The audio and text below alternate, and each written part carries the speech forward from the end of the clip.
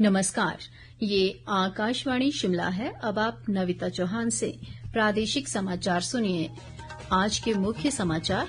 केंद्रीय मंत्री कृष्णपाल गुर्जर ने कहा, हिमाचल को सहकारिता क्षेत्र में केंद्र द्वारा दी जाएगी हर संभव मदद। प्रदेश दौरे पर आए केंद्रीय मंत्रियों ने आज मंडी और चंबा जिलों में लिया आपदा से हुए नुकसान का जायजा। भारतीय रिजर्व बैंक ने धोखाधड़ी से बचाव के लिए उपभोक्ताओं को लुभावनी योजनाओं से बचने की दी सलाह। और प्रदेश में मानसून सक्रिय, कई क्षेत्रों में हुई भारी वर्षा व भूस्खलन से सामान्य जनजीवन प्रभावित। अब समाचार विस्तार से। केंद्रीय सहकारिता राज्य मंत्री कृष्णपाल गुर्जर ने हिमाचल प्रदेश को सहकारिता के लिए आदर्श राज्य बताया है। शिमला में आज सहकारिता विभाग की बैठक में उन्होंने कहा कि विविधता से पूर्ण हिमाचल में सहकारिता क्षेत्र में अपार संभावनाएं हैं। कृष्णपाल गुर्जर ने कहा कि प्रदेश को सहकारिता क्षेत्र में केंद्र द्वारा हर संभव सहायता प्रदान की जाएगी। उन्होंने कहा कि प्रधानमंत्री नरेंद्र मोदी का सहकार से समृद्धि का मूल मंत्र ही वर्ष 2047 तक विकसित भारत का आधार बनेगा। देश के प्रधानमंत्री जी आदरणीय मोदी जी का जो सहकार से समृद्धि का मूल मंत्र है और जो 2047 में विकसित भारत का संकल्प है, वो सहकारिता से ही संभव हो सकता है। और इस देश के अन्नदाता किसान को अगर समृद्ध करना है, आत्मनिर्भर बनाना है, तो कोऑपरेटिव सेक्टर का विकास और विस्तार होना बहुत जरूरी है। बैठक में उप मुख्यमंत्री मुकेश अग्निहोत्री ने कहा कि प्रदेश में सहकारिता की मुहिम को जन जन तक पहुंचाया जा रहा है। उन्होंने बताया कि प्रदेश में करीब 20 लाख लोग सहकारिता से जुड़े हुए हैं और सहकारी समितियां महिला सशक्तिकरण का उदाहरण पेश कर रही हैं। केंद्रीय सड़क परिवहन व राजमार्ग राज्य मंत्री अजय टम्टा ने कहा है कि मनाली तक भूस्खलन से क्षतिग्रस्त हुए 4 लेन को 20 सितंबर तक हर हाल में बहाल कर दिया जाएगा। उन्होंने आज आपदा प्रभावित क्षेत्रों का दौरा किया और मंडी में अधिकारियों के साथ समीक्षा बैठक की। अजय टम्टा ने कहा कि प्रदेश में आपदा से हुए नुकसान को लेकर केंद्र सरकार पूरी तरह गंभीर है और हर संभव मदद कर रही है। उन्होंने बताया कि राज्य में क्षतिग्रस्त 4 लेन और राजमार्ग पहले की तरह बनाए जाएंगे और केंद्र सरकार ने इस कार्य के लिए फिलहाल 264 करोड़ रुपए की राशि जारी कर दी है। विपक्ष के नेता व पूर्व मुख्यमंत्री जयराम ठाकुर भी इस दौरान मौजूद रहे। दूसरी ओर केंद्रीय आदिवासी कल्याण राज्य मंत्री दुर्गादास उइके ने आज चंबा जिला के भरमौर में अधिकारियों के साथ बैठक कर जन समस्याओं के समाधान के लिए उचित दिशा निर्देश जारी किए। उन्होंने बताया कि जिले में आपदा के कारण जो नुकसान हुआ है, उसकी भरपाई के लिए केंद्र सरकार दृढ़ संकल्पित है। केंद्रीय मंत्री ने समाज सेवियों और वरिष्ठ नागरिकों के साथ भी बैठक कर बाढ़ से हुए नुकसान की जानकारी ली। राज्यपाल शिव प्रताप शुक्ल आज से चंबा जिला के 2 दिवसीय दौरे पर हैं। उन्होंने आज डलहौजी के बनीखेत में आपदा प्रभावित लोगों को राहत सामग्री वितरित की।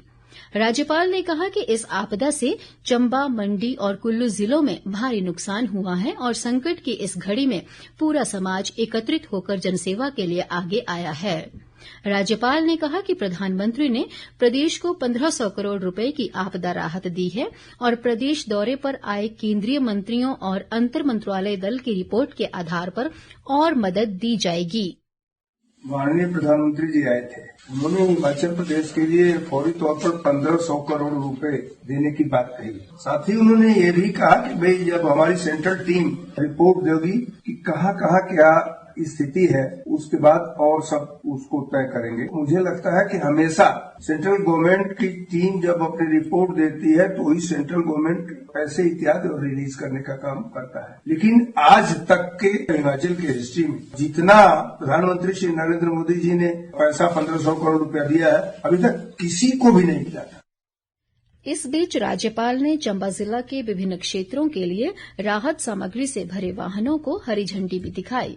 उन्होंने उम्मीद जताई कि अगले 2 से 3 माह के दौरान जिले में सभी व्यवस्थाएं सामान्य हो जाएंगी। पूर्व केंद्रीय मंत्री व सांसद अनुराग ठाकुर ने आज समीरपुर में भारतीय राष्ट्रीय राजमार्ग प्राधिकरण के अधिकारियों के साथ बैठक की। उन्होंने राष्ट्रीय राजमार्ग 3 परियोजना की धीमी प्रगति को लेकर अधिकारियों से चर्चा की और जनता को हो रही असुविधाओं के जल्द समाधान के निर्देश दिए। अनुराग ठाकुर ने दोहराया कि किसी भी प्रकार की लापरवाही या देरी बर्दाश्त नहीं की जाएगी। ताज़ा समाचारों के लिए आप हमारे Facebook page all India radio news Shimla, x handle @AIR News_Shimla और YouTube channel AIR Shimla news पर लॉग इन कर सकते हैं। शेष समाचार इस अंतराल के बाद। शेष समाचारों में भारतीय रिजर्व बैंक के गवर्नर संजय मल्होत्रा ने वित्तीय धोखाधड़ी से बचाव के लिए उपभोक्ताओं को लुभावनी योजनाओं से बचने की सलाह दी है। सोलन में आज पंजाब नेशनल बैंक द्वारा आयोजित वित्तीय समावेशन कार्यक्रम में उन्होंने कहा कि बैंकों द्वारा भी देशभर में उपभोक्ताओं को डिजिटल धोखाधड़ी से बचाव के लिए अनेक कदम उठाए जा रहे हैं। संजय मल्होत्रा ने कहा कि बैंक अब अधिक से अधिक लोगों तक सुविधाएं व सेवाएं पहुंचाना सुनिश्चित बना रहे हैं। उन्होंने बताया कि देश में करीब 55 करोड़ जनधन खातों में से 11 करोड़ खातों की KYC करवाई गई है, जबकि शेष खातों के लिए ये कार्य जारी है। जब 10 वर्ष पूरे हो जाते हैं बैंक अकाउंट खोलने में, तो उसके बाद में अकाउंट का KYC कराना जरूरी होता है। जो 55 करोड़ हमने जनधन के अकाउंट्स खोले थे, उसमें से कई सारे अकाउंट सब KYC के लिए तैयार हो गए। हम ये चाहते हैं कि उनका सबका KYC हो और हमारा प्रयास ये है कि हमारे जो बैंकिंग पूरी व्यवस्था है, लोग तो हमारे पास में आए, उसके बदले हम उनके पास में उनके 2 स्टेप तक जाके, पंचायत तक जाकर के हम सभी सेवाएं हम उनको 2 स्टेप्स पे दें। रिजर्व बैंक के गवर्नर ने बताया कि वित्तीय समावेशन की दिशा में बैंक खाता खोलना पहला कदम है और देशभर में वर्तमान में करीब 250 करोड़ बैंक खाते खुल गए हैं। प्रदेश पावर कॉरपोरेशन लिमिटेड के चीफ इंजीनियर विमल नेगी की रहस्यमयी मौत के बहुचर्चित मामले में सीबीआई ने बड़ी कार्रवाई करते हुए निलंबित ASI पंकज शर्मा को गिरफ्तार किया है। इस मामले में ये पहली गिरफ्तारी है। पंकज शर्मा को घुमारवीं से गिरफ्तार किया गया है और सीबीआई द्वारा उन्हें अब रिमांड पर लेने के लिए अदालत में पेश किया जाएगा। पंकज शर्मा पर विमल नेगी की पेनड्राइव और लैपटॉप से महत्वपूर्ण डाटा डिलीट करने का आरोप है। प्रदेश में मानसून की वर्षा का क्रम जारी है और पिछले 24 घंटों के दौरान कई क्षेत्रों में व्यापक वर्षा हुई है। भारी वर्षा व भूस्खलन के कारण कई स्थानों पर जनजीवन प्रभावित हुआ है। चंबा जिला में पठानकोट चंबा नेशनल हाईवे का एक हिस्सा धंसने के कारण वाहनों की आवाजाही प्रभावित हुई है और प्रशासन की टीमें मौके पर राहत व बहाली कार्य में जुटी हुई हैं। इस मानसून सीजन में भूस्खलन व बाढ़ के कारण प्रदेश में अब तक 404 लोगों की मृत्यु हुई है, जबकि 41 लोग लापता हैं। प्रदेश में इस आपदा से 1440 मकान पूरी तरह से, जबकि करीब 6000 मकान आंशिक रूप से क्षतिग्रस्त हुए हैं। अभी तक आपदा से सार्वजनिक संपत्ति को 4489 करोड़ रुपए के नुकसान का अनुमान लगाया गया है। मौसम विभाग ने कल से 20 सितंबर तक मानसून की रफ्तार धीमी पड़ने और अधिकांश स्थानों पर हल्की से मध्यम वर्षा की संभावना जताई है। हमीरपुर जिला में नाल्टी पंचायत के डोहक गांव में शहीद कलीराम के नाम पर विद्या केंद्र का आज शुभारंभ हुआ।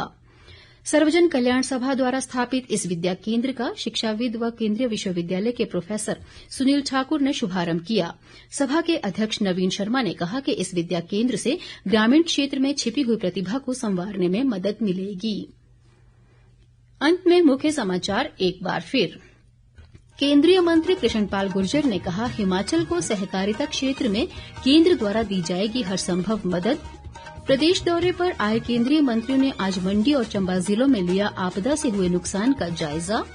भारतीय रिजर्व बैंक ने धोखाधड़ी से बचाव के लिए उपभोक्ताओं को लुभावनी योजनाओं से बचने की दी सलाह।